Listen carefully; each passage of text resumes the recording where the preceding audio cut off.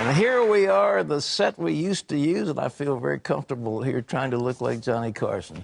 Well, more than 50 years ago, I felt the Lord telling me to buy a TV station. I didn't feel it. I had been fasting and praying and seeking the Lord. And so I left New York City, and I had my 3 children and what meager belongings we had crammed into a 7-foot U-Haul trailer and an old 1953 DeSoto automobile. And we headed toward Tidewater, Virginia. And my oldest children, Tim and Elizabeth, were just toddlers at the time. And they're here with us today. Give them a hand. Here's Elizabeth, here's Tim, with Terry.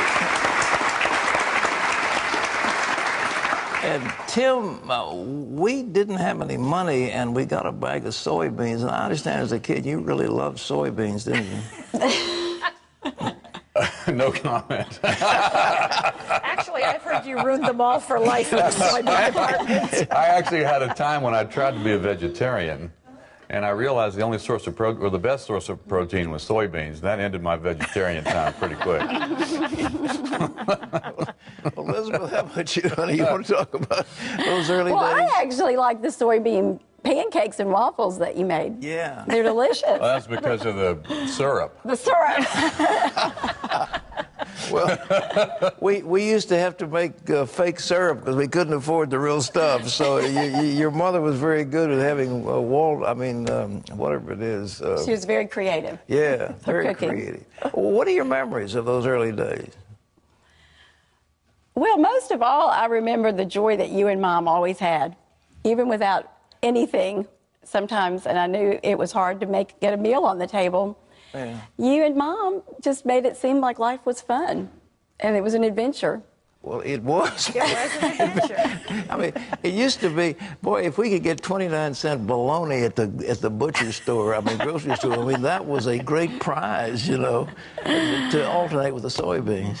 I still do not take car trips with my children because I remember those hot cheese sandwiches that used to feed us and bologna sandwiches in the car. I don't know if you remember them. Don't remember.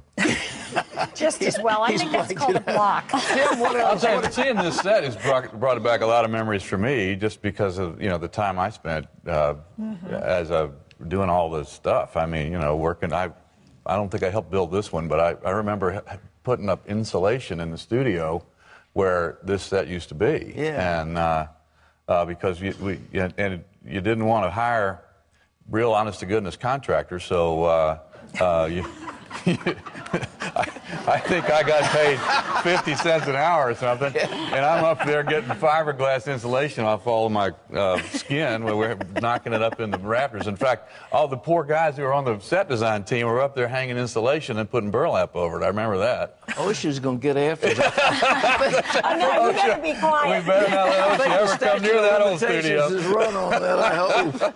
But I remember that quite well. Yeah. And just wonderful times. I'll tell you what really struck me more this morning watching that video of all of those international greetings. Yeah. One of my great joys, of course, was being able to participate and run the Family Channel. And the sale of that, I don't think people understand the impact of that. It impacted Regent University significantly because the money there created their endowment. But CBN also got a pretty nice piece of change out of that deal, like a lot of money. And I remember thinking to myself, why didn't CBN create an endowment? But CBN didn't create an endowment. What CBN did was they started World Reach. You all and your board said, we're not going to create some endowment. We're here for the now because people need to get saved today. Yeah. And out of that, planted the seeds of all these incredible studios and ministries and TV shows all around the world. It's marvelous. And I saw that, and that to me is the legacy. I just is extraordinary. Now, we're talking about a lot of heavy stuff, but we have a gift. Yeah. I think it's important. Folks, my father gave himself his own 80th birthday present. Here it goes, ladies and gentlemen. When you're 80 Call years Tim, old. 1-800-TIM. Yeah. Now, come on now. When you're 80 years old, you can give yourself a present. That's right. And I hadn't heard about this present, and my daughter said to me last week, she's 20-something. She does this stuff called Twitter. And she said, when did Granddaddy get a new Corvette? And I said, he doesn't have a Corvette. What are you talking about? She said, well, this band Selah that I really like was on the 700 Club last week, and they twittered about their time, and they put a picture of Granddaddy's Corvette on Twitter.